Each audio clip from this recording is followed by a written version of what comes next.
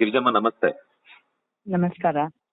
ಸರೋಜಮ್ಮ ದೇವಿ ಅವ್ರ ಜೊತೆ ಹೌದು. ಸಾಕಷ್ಟು ಒಡನಾಟವನ್ನ ಇಟ್ಕೊಂಡಿರ್ತೀರಾ. ಹೌದು ಹೌದು. ಸೊ ಇವತ್ತು ಅವ್ರ ತುಂಬಾನೇ ಒಂದು ಬ್ಯಾಡ್ ಡೇ ಅಂತ ಹೇಳ್ಬೋದು. ಅನ್ಕೊಂಡೇ ಇರ್ಲಿಲ್ಲ, ಯಾರು ಅನ್ಕೊಂಡಿರ್ಲಿಲ್ಲ. ಮತ್ತೆ ಅವ್ರಿಗೆ ಅನಾರೋಗ್ಯ ಇತ್ತು ಅಂತಾನೂ ನಮ್ಗೆ ಗೊತ್ತಿರ್ಲಿಲ್ಲ. ಇಲ್ಲಿದ್ರೆ ನಾನು ಮುಂಚೆ ಓಡೋಗ್ತಾ ಇದ್ದೆ. ನಾನು ಆತರ ಏನಾದ್ರು ಆಗಿದ್ದೆ ಅಂತ ಗೊತ್ತಾಗಿದ್ರೆ ನಂಗೆ ಏನು ಗೊತ್ತಾಗ್ಲಿಲ್ಲ. ಬಟ್ ಯಾರು ಫೋನ್ ಮಾಡಿ ಹೇಳಿಲ್ಲ, ಯಾಕಂದ್ರೆ ನಾವು ಅವಾಗ ಫೋನಲ್ಲಿ ಮಾತಾಡ್ಕೊತಾ ಇದ್ವಿ ಚಿತ್ರರಂಗದ ಬಗ್ಗೆ, ನಮ್ಮ ಜೀವನದ ಬಗ್ಗೆ, ನಾವ್ ಏನ್ ಮಾಡ್ತಾ ಇದ್ದೀವಿ, ಅವ್ರು ಏನ್ ಮಾಡ್ತಾ ಇದ್ದಾರೆ ಅಂತ ಎಲ್ಲ ಹೇಳ್ಕೊತಾ ಇದ್ವಿ. ನಾನು ಹೇಳ್ಕೊತಾ ಇದ್ದೆ, ಅವ್ರ ಮನೇಲಿ ಹೋಗಿ ಕೂತ್ಕೊಂಡು ಹರಟೆ ಉರಿತಾ ಇದ್ದೆ. ಸೊ ಇದೆಲ್ಲನೂ ಒಂದು ಹಿರಿ ಜೀವ ನಮ್ಗೆಲ್ಲ ಒಂಥರ ಮಾರ್ಗದರ್ಶಕರು ಅಂತ ಹೇಳ್ಬೋದು. ಅವ್ರು ನಡೆದು ಬಂದ ದಾರಿನ ಅದನ್ನೆಲ್ಲ ಹಂಚ್ಕೋತಾ ಇದ್ರು. ತುಂಬಾ ಒಳ್ಳೆ ದಿನಗಳನ್ನ ಅವರೊಟ್ಟಿಗೆ ಕಳೆದಿದ್ದೀನಿ. ಅವರ ಪಾತ್ರಗಳ ಬಗ್ಗೆ, ಅವರ ಅಭಿನಯದ ಬಗ್ಗೆ, ಅವರ ಸಕ್ಸಸ್ ಬಗ್ಗೆ.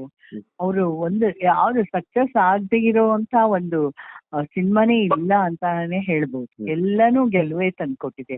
ಅದು ತಮಿಳ್ ಆಗಿರ್ಬೋದು, ತೆಲುಗು ಆಗಿರ್ಬೋದು, ಕನ್ನಡ ಆಗಿರ್ಬೋದು, ಎಲ್ಲವೂ ಸಕ್ಸಸ್ ತಂದ್ಕೊಟ್ಟಿದೆ. ಅಂತ ಸಿನಿಮಾನೇ ಆರಿಸ್ಕೊತಾ ಇದ್ರ ಅಂತ ಒಂದು ಆಶ್ಚರ್ಯ ಆಗುತ್ತೆ. ಅಮ್ಮ, ನೀವು ಹೇಳ್ತಾ ಇದ್ರಿ ಕನ್ನಡ ಆಗಿರ್ಬೋದು, ತೆಲುಗು ಹಾಗೇನೆ ತಮಿಳು ಪರಭಾಷೆಗಳಲ್ಲಿ ಮಿಂಚಿದಂತಹ ಮೇರು ನಟಿಯರು.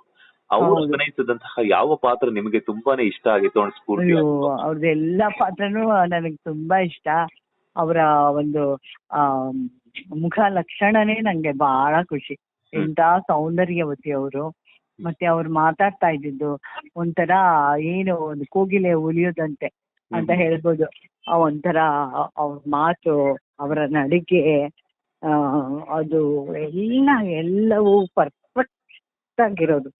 ಅಂತ ಒಳ್ಳೊಳ್ಳೆ ಡೈರೆಕ್ಟರ್ಗಳು ಅವ್ರಿಗೆ ಸಿಕ್ಕಿದ್ರು, ಒಳ್ಳೊಳ್ಳೆ ಕಥೆಗಳು ಸಿಕ್ತು, ಹೀರೋಗಳು ಸಿಕ್ಕಿದ್ರು. ಏನು ಇವರ ಸೌಂದರ್ಯಕ್ಕೆ ಸಾಟಿನೇ ಇರ್ಲಿಲ್ವಲ್ಲ. ಸೊ ಹಾಗೆ ಮತ್ತೆ ಉತ್ತಮ ಕಲಾವಿದೆಯಾಗಿದ್ರು. ಸೊ ಎಲ್ಲವೂ ಮೆಳೆಸ್ಕೊಂಡಿತ್ತು ಅಂತ ಹೇಳ್ಬೋದು. ಇವರ ಪ್ರಯತ್ನ ಕೂಡ ಇತ್ತು. ಇದು ಎಲ್ಲ ಇದೆ, ಬರೀ ಸೌಂದರ್ಯ ಒಂದೇ ಸಾಕಾಗಲ್ಲ ಗೆಲುವಾಗೋದಕ್ಕೆ ಅಲ್ವಾ? ಅಥವಾ ಬರೀ ಚೆನ್ನಾಗಿ ಡ್ರೆಸ್ ಮಾಡ್ಕೊಂಡ್ಬಿಟ್ರೆ ಸಾಕಾಗಲ್ಲ. ಆ ಮಾತು, ಕತೆ, ಆ ಪಾತ್ರ ತಾನಾಗೋದು ಎಷ್ಟು ಒಂದು ಖುಷಿ ತಂದ್ಕೊಟ್ರು ಅಂತಂದ್ರೆ, ಅಂತ ಒಂದು ಅವ್ರು ನೋಡೋದೇ ಒಂದ್ ಚಂದ. ಇವ್ರೆ ಸ್ಕ್ರೀನ್ ಮೇಲೆ ಅವ್ರ ನೋಡೋದೇ ಒಂದು ಆನಂದ ಆಗ್ತಾ ಇತ್ತು ನಮ್ಗೆಲ್ಲ. ನಮ್ ಕಾಲದಲ್ಲೆಲ್ಲ ಅವ್ರು ನೋಡ್ತೀವಿ. ಅವ್ರೆಲ್ಲ ಸಿನಿಮಾಗಳನ್ನು ಆಲ್ಮೋಸ್ಟ್ ತಮಿಳು ಜಾಸ್ತಿ. ಅವರು ತಮಿಳ್ ಸಿನಿಮಾಗಳಲ್ಲಿ ಅವ್ರದ್ದು MGR ಜೋಡಿ ಅಂತೂ ಹಬ್ಬ ಅನ್ಸೋದು. ಆಮೇಲೆ ಶಿವಾಜಿ ಗಣೇಶನ್ ಅವ್ರಾಗಿರ್ಬೋದು. ಎಂತ ಒಂದು ಚೆನ್ನಾಗಿ ಮಾಡ್ತಾ ಇದ್ರಪ್ಪ. ನಂಗಂತೂ ಮೆಚ್ಚಿನ ಕಲಾವಿದೆ ಅಂತ ಹೇಳ್ಬೋದು. ಅವರು ಜಯಂತಿ ಅವರು, ಇವರೆಲ್ಲ ಮೆಚ್ಚಿನ ಕಲಾವಿದೆ ಅವರು. ಅಭಿನಯ ಸರಸ್ವತಿ, ಇವರು ಅಭಿನಯ ಶಾರದೆ. ಹಬ್ಬ ಎಂತೆಂತ ಆರ್ಟಿಸ್ಟ್ ಇದ್ರೆ ಎಲ್ಲವನ್ನ ಕಳ್ಕೊತಾ ಇದೀವಲ್ಲ. ನಮ್ದು ಪಾಳಿ ಬರುತ್ತೆ, ಹೋಗ್ತೀವಿ ಬಿಡಿ ಅಷ್ಟೇ.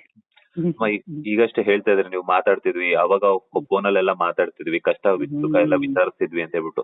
ಇತ್ತೀಚೆಗೆ ರೀಸೆಂಟ್ ಆಗಿ ಯಾವಾಗಾದ್ರೂ ಕಾಲ್ ಮಾಡಿದ್ದುಂಟಾ? ಅಯ್ಯೋ, ಕಾಲ್ ಮಾಡಿದೆ ರೀ, ಸುಮಾರು ಸಲ ಕಾಲ್ ಮಾಡ್ದೆ. ಆಮೇಲೆ ತಗೊಂಡು ನಾನು ಎಲ್ಲೋ ಹೋಗ್ತಾ ಇದ್ದೀನಿ ಗಿರ್ಜಾ, ಮನೆಗ್ ಬಂದ್ಮೇಲೆ ಫೋನ್ ಮಾಡ್ತೀನಿ ಅಂತ ಹೇಳಿದ್ರು. ಆ ದಿನ ಬರ್ಲೇ ಇಲ್ಲ. ನಾನು ಕೆಲಸದ ಒತ್ತಡದಿಂದ ನಾನು ಮರ್ತ್ಬಿಟ್ಟೆ. ನೀವು ಚೆನ್ನಾಗಿದ್ದಾರಲ್ಲ ಬಿಡು, ಮಾಡ್ತಾರೆ ಅನ್ಕೊಂಡು ನಾನು ಸುಮ್ಮನಾಗ್ಬಿಟ್ಟೆ. ಬಟ್ ಅದ್ರ ಬಗ್ಗೆ ಗಮನನೇ ಇರ್ಲಿಲ್ಲ. ಆಮೇಲೆ ಇವಾಗ ನನಗೆ ಇಂಥ ಮಿಸ್ ಮಾಡ್ಕೊಂಡೆ, ನಾನು ಮಾತಾಡ್ಬೇಕಾಗಿತ್ತು ಅಂತ.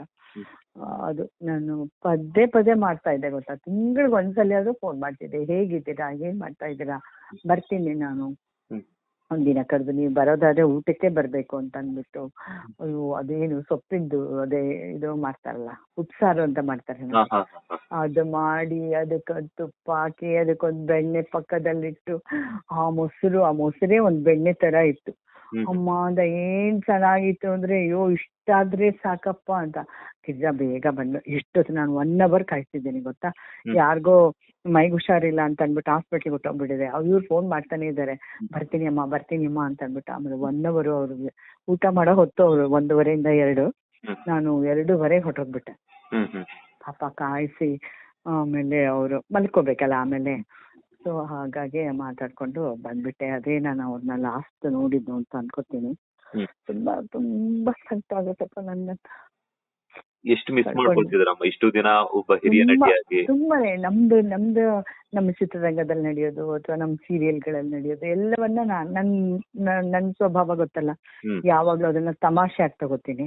ಹ್ಮ್ ಹ್ಮ್ ಅದನ್ನೆಲ್ಲ ನಾನು ನಗ್ನಗ್ತಾ ಇರೋದು, ಹೀಗಾಯ್ತು ಹಾಗಾಯ್ತು ಅದು ಅವ್ರು ಹಾಗೆ ಮಾಡೋದು ಎಲ್ಲವನ್ನ ಒಂದು ಹೋಗಿ ಕಟ್ಬಿಡೋದು ಅಂತಾರಲ್ಲ, ಆಗ ಅವ್ರ ಹತ್ರ ಹೇಳ್ಕೊಂಡ್ ಬಿಡ್ತಾ ಇದ್ದೆ ನಾನು. ಹ್ಮ್ ಹ್ಮ್ ಅವರು ಸೊಸೆ ಅವರೆಲ್ಲ ಕೂತ್ಕೊಂಡು ನಗ್ತಾ ಇರೋರು ಹ್ಮ್ ನಾನು ಇದ್ ಮಾಡೋದಕ್ಕೆ. ಆಮೇಲೆ ಅವ್ರು ನೋಡೋರು ಗೊತ್ತಾ, ಹ್ಮ್ ನೋಡ್ಬಿಟ್ಟು ಹೇಳೋರು ತುಂಬಾ ಚೆನ್ನಾಗ್ ಮಾಡಿದ್ರೆ ಚೆನ್ನಾಗಿದೆ ಅನ್ನೋರು, ಇಲ್ದಿರೆ ಸ್ವಲ್ಪ ಹೀಗ್ ಆಗ್ಬೇಕಾಗಿತ್ತು ಗಿರ್ಜಾ ಅಂತ ಹೇಳೋರು ಹ್ಮ್ ಗೊತ್ತಾ. ಆ ತರ ಎಲ್ಲ ನಮ್ಮನ್ನ ತಿದ್ದಿ ಹೇಳಿದ್ರು ಇವ್ರೆ. ಹೋಯ್ತು ಬಿಡಿ ಎಲ್ಲಾನು ಒಂಥರ ಬರ್ಡವಾಗೋಯ್ತು ಅಂತಂದ್ರೆ ಹಂಗೆ.